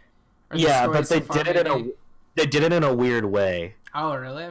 Yeah, they did it in a kind of a weird way, which is why I'm like, I don't know how many people are totally familiar with who the fuck Shion is and like what happened with her. But I also gotta say, I really, really like. I mean, I've always had like a lot of. I've just enjoyed Nomura's original characters. Like I like the organization individuals. Like I like who they are. Sticky fingers. I think they've done a they've done a really good job making the interactions between these characters feel like everything is kind of paid off. Yeah. Like this game, I mean, mild spoilers for how I feel about the ending of this game. This game is like extremely satisfying in terms of the way it concludes the narrative. It needs of to Kingdom be. Hearts. Here's the thing: it definitely needed to be, but the fact that it is miraculous. Yeah. Because I feel it's more of one of those positions where like, all right, this is what needs to happen, but how are you gonna un-Twin Peaks your Twin Peaks? Exactly, and the way that they do it is, maybe this is too grand a comparison, but you know the ways in which like conflicts are resolved in like Star Wars: The Last Jedi. Yeah. Like, it's that kind of storytelling where it's like, not everything is going to turn out the way you want it to, but the way that it turns out is ultimately just it's that's how it is. Of course it couldn't really be any other way, you know? Like I'm so fucking stoked to go play this fucking game more. It's one of those things where once again it self-examines the themes of the story, and it doesn't, like, you know, I'd say it's like The Last Jedi a little bit, because everybody's expectations of The Last Jedi is Rey is gonna learn all the superpowers and she's gonna be like Obi-Wan Kenobi's kid. She's gonna be that Mary Sue. Yeah, exactly. Yeah, despite them complaining that she's a Mary Sue, they pretty much wanted her to be a Mary Sue. Yeah.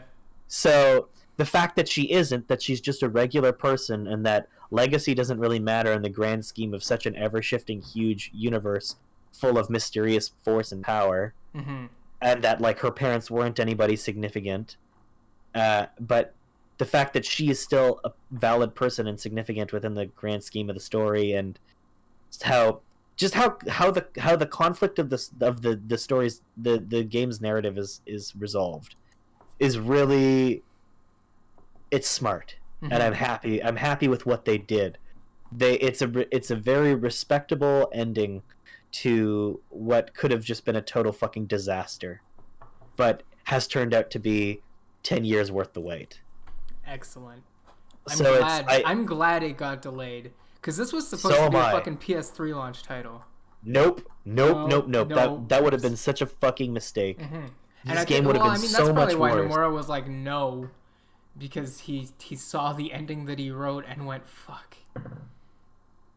This game, you know, and the big thing about it is that this game knows that you waited 10 years for it. Yeah. Well, And here, it. I'll get, because I think there's actually a quote. Oh, You keep going. big I'm gonna. bang. Yeah, sorry. Yo, you look for this quote. Yes. What is it? I'm assuming you already have a copy of Kingdom Hearts 3, blah, blah, blah, forward spoilers. So yeah, he's basically like, yo, I had a really tough time writing the ending to this story because there's so many characters and each have their own set of problems. There are characters that were born over the course of 10 plus years and each character has fans who love them. So like, it is really hard to fucking write endings that were satisfying for not only the worlds, but the game, you know? Yeah. Yes. What is it? Oh yeah, I truly believe Kingdom Hearts 3 is like fully completed when the two thoughts, whatever you feel from playing the game and my thoughts have secretly placed. Dyslexia is rough, man. Whatever you feel from playing the game and my thoughts that I've secretly placed in the game match up together. So he's basically saying like, you know, like. Whatever this game is making you feel and the shit that I placed throughout it, when those two things like come together, that's the story. Yeah, and that's a respectable and complicated way of saying, you know, this series is mostly about the emotional highs and lows. Yeah, you know, the thrill of watching this story play out is seeing these people that you know have so many feelings feel those things so fucking hard. Yeah. This is a series that could only ever really be super loved and relatable to people who are really empathetic. Yeah. And which is why a lot of people who are very hyper empathetic are into it. Yeah. And like, I mean, there's also the whole like certain age group thing too that comes super into play. This game is real. It truly was a series that was best experienced the way we experienced. Yeah. Which is, and like, that's not to say that you can't say. Jump in now and fucking love it. No, of course not. Because you're not gonna have the same experience of you're being a fan of this since you were a 10-year, you know. Since the first one came out, and your mom said, "I don't know what the fuck this is, but here you go. It's got a Mickey Disney Mouse on it." Yeah. Yeah, it's got Disney, and that shit is just your fucking shit. Mm-hmm. Oh, also forever. big ups to Toy Story Keyblade. Oh yeah, it looks I like so good. The design is so good. It's really nice. I've avoided the It's the mix of the Space Ranger aesthetic and the cowboy. And the noise it makes when you hit shit is just like I love a it. squeaky toy. It's fucking amazing. It's fucking great. So many small details in this game that are really cool. It's been good. It's just, and I cannot wait to talk more about this shit. I really can't. Yeah, no. By next week I should be done, honestly. It's gonna be so fucking good. I'm gonna power through a bunch tonight. I was gonna stream some Resident Evil 2, but I think I'd rather finish up Kingdom Hearts 3. Because, you gotta do that. Yeah, because if I start streaming Resident Evil 2 tonight, or even before I finish Kingdom Hearts 3, the only thing I'm gonna be able to talk about is how much I wish I was playing Kingdom Hearts 3. Like, I've been thinking about it this whole podcast of whether or not I'm plugging my stream tonight, and no. I will not stream tonight. you gotta play the rest of this game, I think. I've waited 10 years. It's going to be fucking good. Whew. It's gonna be good. Mm-hmm. I wish I could stream it almost, but at the same time, it's nice not being distracted by chat or talking too much. You have to just experience it, you know, wrapped in a blanket. Yeah. Sitting in front of the TV. Yeah, with hot cocoa sitting in front of the TV. Your mom yelling at your dad on the phone in the next room while you're trying to ignore it. I think that's maybe not something I had to experience. No, fair enough. But I think I stole that from a tweet actually that was like Kingdom Hearts' best experience wrapped in a blanket and with headphones, pretending you don't hear your mom and dad threatening divorce in the next room. fuck, I was like, oh boy. it's just ridiculous. True. Oh boy, it's what a ride that game is. I can't wait. I'm so fucking stoked. It's gonna be totally nuts to keep talking. We're gonna have a lot of stuff. Yeah. Man, jeez. So I guess we can go into the news now. Yeah, I suppose we can. Is there news? I was lazy on news again this week because just a bunch of the home stuff and. I have one thing that I want to speak about. Kind of immensely disappointing to me. Go for it. So, this is all of DC related stuff I want to talk. So, on one hand, I guess like the teaser for Birds of Prey, which is the next one of the next kind of DC thing that's going to be coming out rather soon. Yeah. Came and it looked really fun for like the 20 seconds I watched it, but Birds of Prey, if you're not familiar, is a team up book series between like various female DC characters within like the Batman sphere, and it's like the little female kind of like girl gang that they have that they go around beating up Batman villains. It's fucking. But this iteration of the team is going to feature Huntress, Harley Quinn, played by Margot Robbie, and blah blah blah blah blah. Renee Montoya, and Black Canary, which is happy for me because Black Canary means Green Arrow. But because they are fucking. Oh, so they're bringing back Margot Robbie. Yeah, as Harley Quinn. That's and okay. This it's being directed by an Asian woman named Kathy Yan, who is a very good action director. And the script is being written by women. And it stars pretty much all women. Ewan McGregor is playing Black Mask in it, so that's who the villain of the film is. And Mr. Zaz is Victor Zaz film too. But it's about Harley Quinn and these erstwhile femme fatales from Gotham City teaming up to fuck up Black Mask, which seems good. I'm interested, and to keep Cassandra Cain, who's another very famous Batman character that a lot of people really like, safe from him. So that's really neat. It sounds really fun. DC's making big moves with the TVs. Another big move that they did, and this is another big move that they did, is getting James Gunn to officially direct the sequel. What? Sequel to what? Sorry, you cut out. The sequel to Suicide Squad. Is going to be directed by James Gunn. Oh no. Yep, he's directing it, and he's relaunching the series, I guess a micro series within a series, with pretty much an entirely new cast. It's not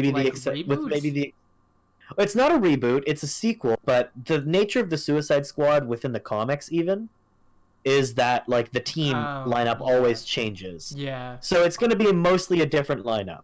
Okay. Like they're probably going to keep Deadshot, and they're probably going to keep like Captain Boomerang, but they might switch out pretty much everybody else.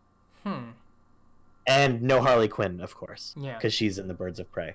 So that's interesting. Now to the disappointing news.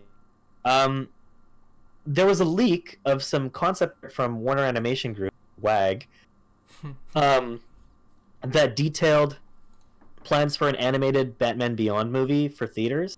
Oh, fuck. Almost in the style of Spider-Verse and kind of like the execution. So it turns out that's not actually happening, unfortunately. That's not actually happening? It's not. Now, the concept art is legit. This leak is legit. But the news of the project going forward isn't. So this is something that was, if you look at the concept art, it's actually dated the first of, like, it was like January 3rd, 2018, so about a year ago. So the concept art's about a year old. The project was probably in development for like a little while, but it seems like it's been shelved. Like the pitch was launched and nobody wanted it. So that's kind of a pity, but maybe with the success of Spider-Verse, we'll see the idea of this going forward. Yeah, because it's much easier now with the success of Spider-Verse to push a pitch like this Yes, onto it investors. is. So hopefully that will do well, because I think the buzz around Spider-Verse is positive.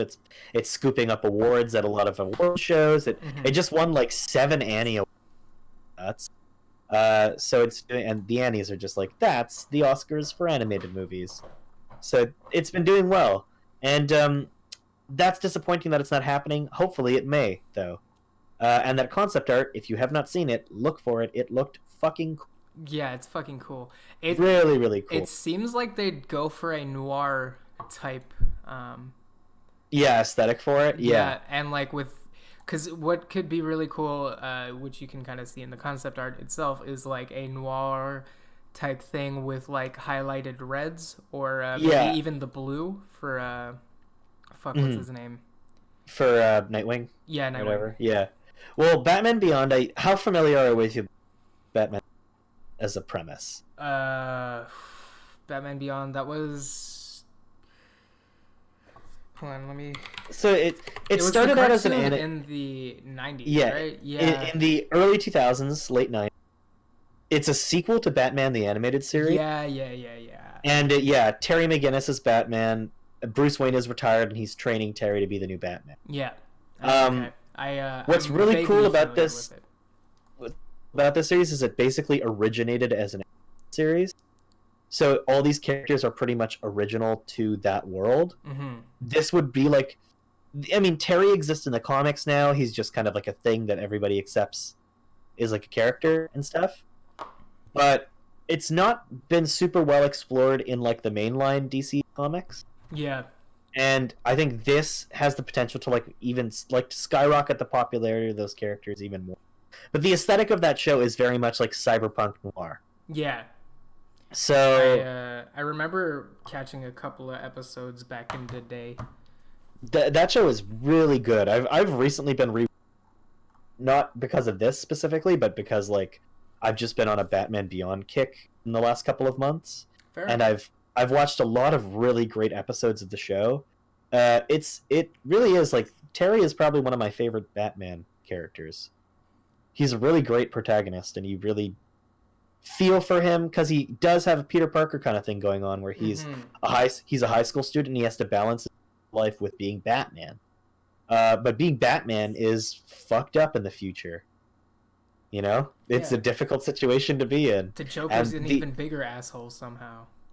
I mean, the Joker is literally, there's an entire gang of people who idolize the Joker. Yeah. Who go around fucking shit up like it's like, you know, a crazy dystopian future. And, you know, everybody's fucking old.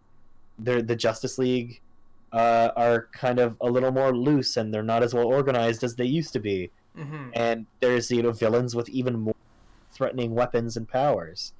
It's really fucking neat. It's a great series, and I think anybody who's even vaguely interested in the premise of Batman in the future should fucking watch it, because it's great. And it holds up to this day. It has great characters and great writing. But, yeah, so hopefully that will happen. I'd love to see that shit actually transpire again. And then Animal Crossing for the Switch has a release date. April 29th, 2019. April 29th of this year, we are getting a new Animal Crossing, which means I'm going to reserve this shit out of that. Hopefully, forever. Not just on the Switch. I would like it to be on the 3DS also, but that probably will happen. I'm hoping it might do that, but if it might just be on Switch. Yeah, I think it will. Nintendo pretty much focuses things like that, you know.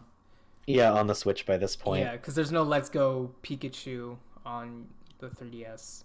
That's true, but also, I don't want that fucking game on 3DS. I don't want that game in general. No, I know. But I mean, like, just look at Bravely Default. That'd be alright for the Switch. Yeah, it would play pretty well on the Switch. I think it'd be a good... It's not a hard sell. It's not going to be on it, though. You know? Yeah, but that'd be great if they put both of them. Oh, yeah.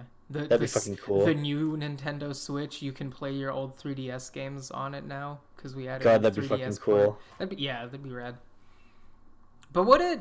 Because the bottom screen would still, like, you'd need a bottom screen. I think it would be fucking cool. Attachment for it. The bottom screen Pro. I'd be really into it if they could just get a whole fucking add-on that adds a bottom screen. Oh god. But it's as big as the top screen, so it's just a mega 3DS. I'd be into it. Oh boy. I'd be into it. I don't care. I'd do it. Look as goofy as the original 2DSs. God. Yeah. My friend has one of those. They're not as bad as I thought they were going to be.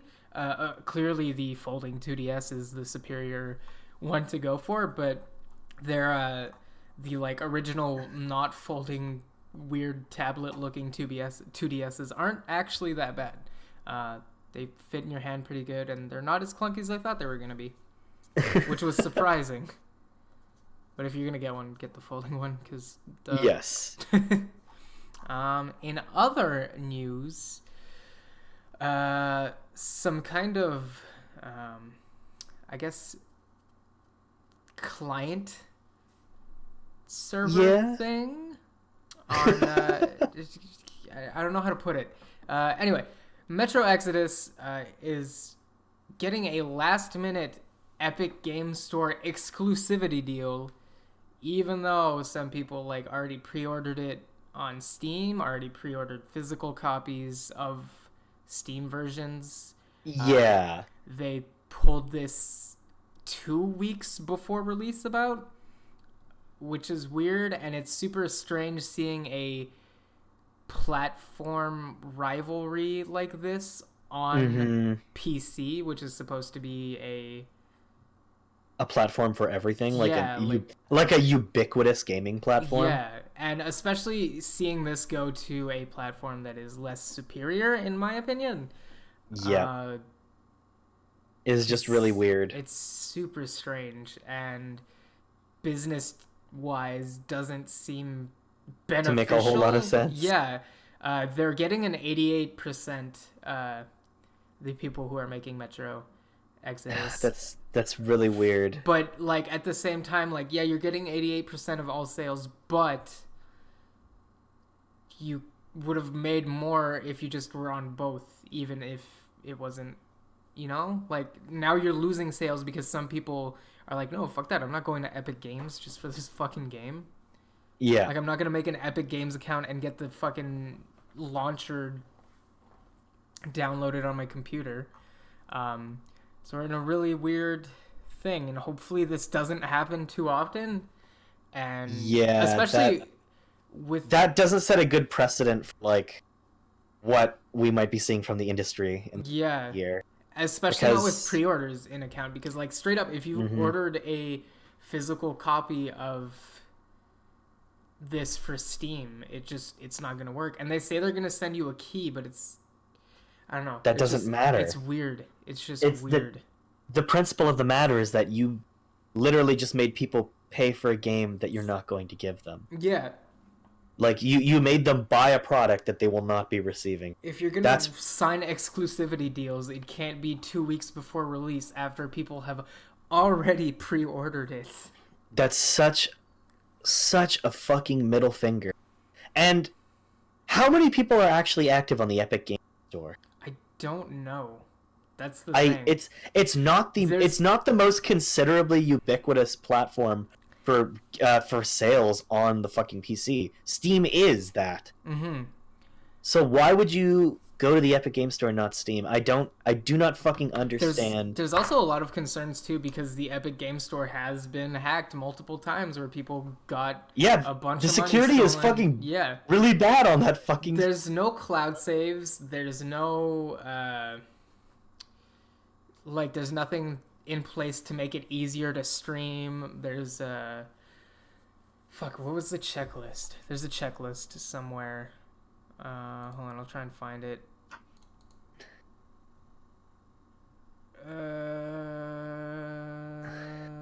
There we go.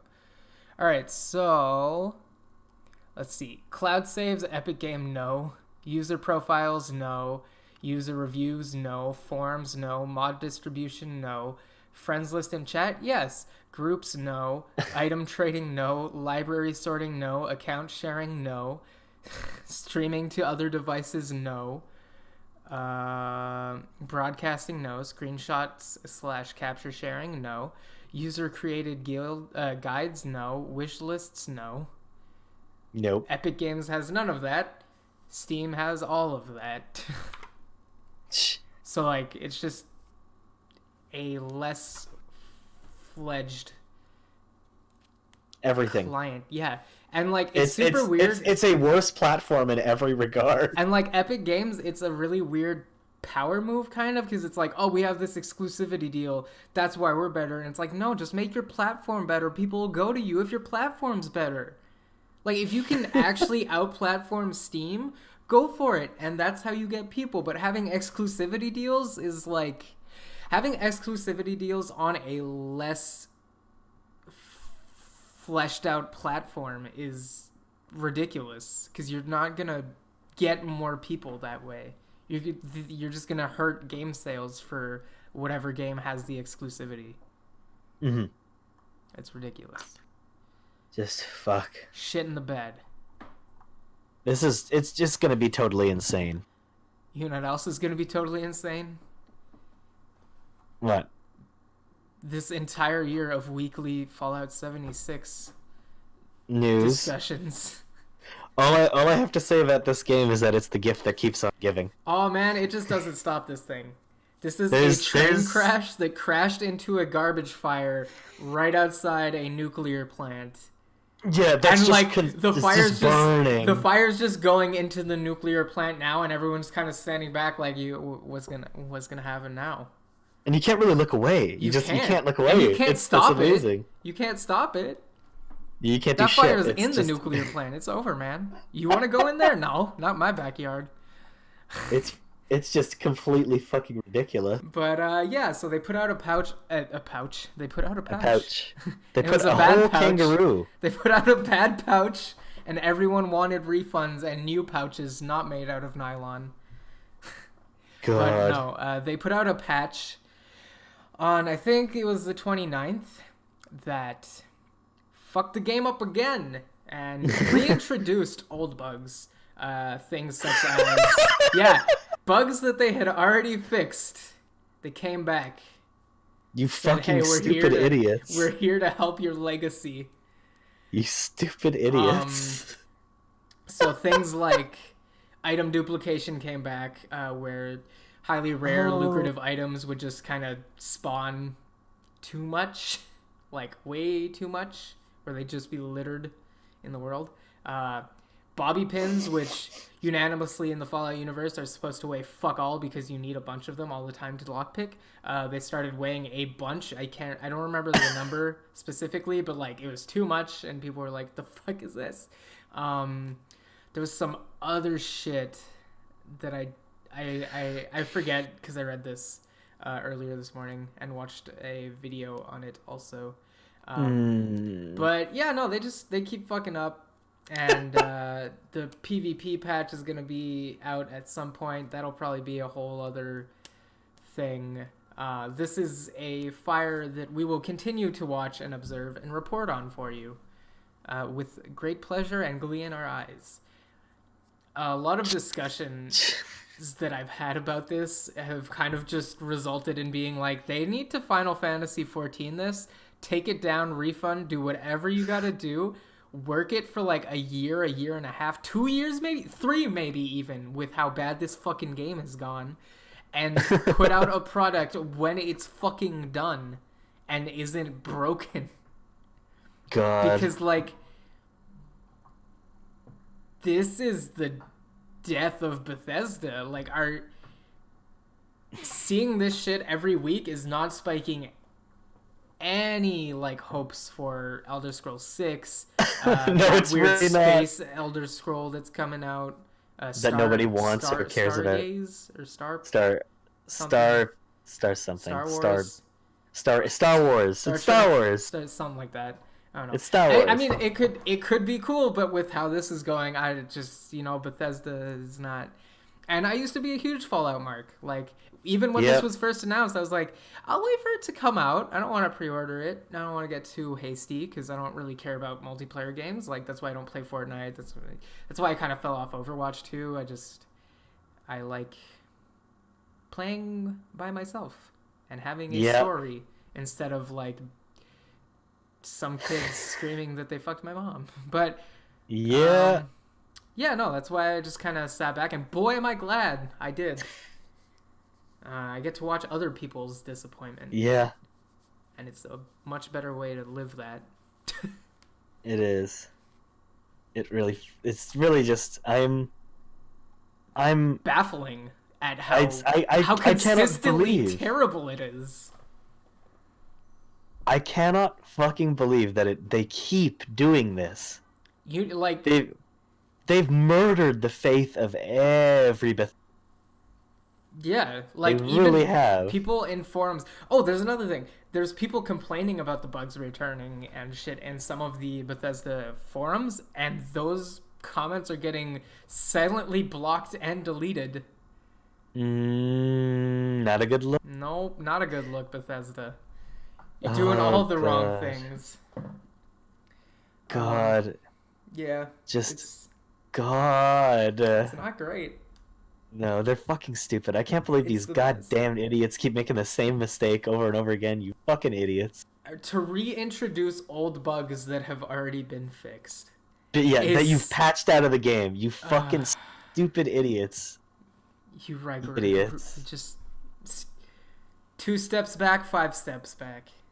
Yeah, well, that's Bethesda's fucking Literally, motto, isn't it? 2 steps forward, 10 million steps back. when No Man's Sky came out, I remember saying, boy, I don't think any game could ever fuck up this hard. Thanks, Bethesda. For And the proving worst me part- wrong. Maybe the worst/best part about that is that No Man's Sky is actually a good. Yeah, And has the pretty much patches delivered. have fixed It has pretty much at this point delivered everything. entirely on what it promised. You know, it was just rushed to release by an unscrupulous development team and Yeah. bad release date. That's another forced by thing PS4. about the whole No Man's Sky thing, is that was a small, like, quote unquote indie team. Yeah, This it was. is an established AAA company who have made like blockbuster games. Yeah. This is just a complete and utter failure. Turn. And the fact that they cannot seem for the life of them to get their heads out of their asses is just remarkable. The stupidity of this magnitude is almost never so easily occurring in nature, you know? It's like it's like there's a Shiba Inu just calling all the shots. All the QA testers got one shot to the back of the head as they were sitting at their monitors. Their bodies are decomposing at their computer stations as we speak. They're like, we didn't know about these bugs because our QA guys are all dead. Yeah, you shot them. God. Why'd you do? Like, I wanna know what the like office morale is right now for Fallout 76, because it's probably the worst it can be for a video game. Oh my god. Just fuck this shit. Could you imagine having that on like your CV and that being like the only project you've worked on? You go to another game company and like, what you work on? Like, oh, Fallout 76. God. Next. Oh my god. And it's not Just- even necessarily like one person's fault. I think this is a company-wide. Yeah, this is a bunch of Dropping of people the have ball. fucked up. A bunch of people have really dropped the ball. They've dropped the ball off a fucking cliff and it is still falling. They dropped the ball off the cliff only to realize they are the ball. Just God. What a goddamn nightmare. What a god. What a goddamn nightmare. What a Todd damn nightmare. What a Todd damn nightmare. Todd damn nightmare. Todd Coward retire bitch. Like honestly. I don't think Todd Coward, yeah, retire no, bitch. I don't know. Todd Coward retire bitch. Retire bitch. Retire bitch. Retire. But yeah, that's what a remarkable fuck up. Just it's amazing that they can keep consistently fucking up this badly. I sincerely hope, for just the sake of the fun news that comes out of it, that this keeps going. Yeah, me too. Because it is I, really I fun to see something crash and burn this hard. It is on a oh yeah, magnitude that I didn't even think was possible. it's such a fucking disaster. I can't believe it. But anyway, hopefully that shit pans out. I think that was pretty much it for the news. Yeah. That's pretty Yeah, much it. that's it. And I guess we have a lot more to say, but that'll come next week, I think. Yeah, once I clear some more levels. I think I'm going to get through a bunch tonight. Like, if I start now, 9, 10, 11, 12, 1... Got like 6 hours. Yeah, I'm going on like 1, 2 a.m. You can do it. All I got to do is work tomorrow. It's not that big a deal. Exactly. All I have to do is go to school for... Actually, I don't have school until like 1 o'clock in the afternoon. Yeah. Oh, but I have no Kingdom Hearts to play. Yeah, because you already watched it all. Yeah, I know. I know the whole story. I know what's gonna happen. If I didn't have a console that I could play it on, I would have probably watched like Liam stream it or something. Yeah, I know exactly. I watched like I watched part of what I watched was a stream, and then the other part was like once the cutscenes and like stuff started getting like edited and put together online. I was like, oh okay. Yeah, the quote I'll just watch movies. That. Yeah. Yeah, movie. Yeah. So now anyway, yeah, I got my in the bag now. I'm like, can't wait to talk about this. Yeah, it's coming. It's coming. You're gonna get there soon enough, actually. So I'm excited to see how that pans out for you. Mm-hmm. All right. Well, without further ado, I suppose we can very unceremoniously conclude this very long Kingdom Hearts 3 podcast. Yeah. This is the Kingdom Hearts Lorecast now? Sorry. Kingdom Lorecast. No, that'll be the next one. Next podcast will probably be a Kingdom Hearts 3 spoiler cast. Probably. Just a fair warning in advance in case you care. Oh, yeah. I'm sure many people will, but they also want to spoil themselves. Yeah. But I have plenty to say about it. We're probably going to have to deep dive just into the series in general to get into what's so great about the way this game is doing this. Mm-hmm. But anyway, hopefully you'll be at the point where you can talk about all that stuff next week. Probably. I have a good feeling. Which is going to be hype. So yeah, hopefully that shit goes well. I believe so. Do right. you have anything you want to plug? Any projects coming up or anything that you're working on?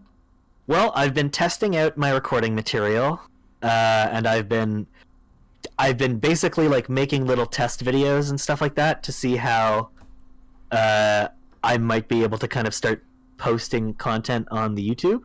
Okay. So I've done like a 10 to 15 minute video of me just kind of like playing a game or two on like my emulator or whatever. Yeah. And just seeing how well that pans out in recording, and it seems okay so far. Cool. So I just need to find a way to make it look better than it does. Yeah.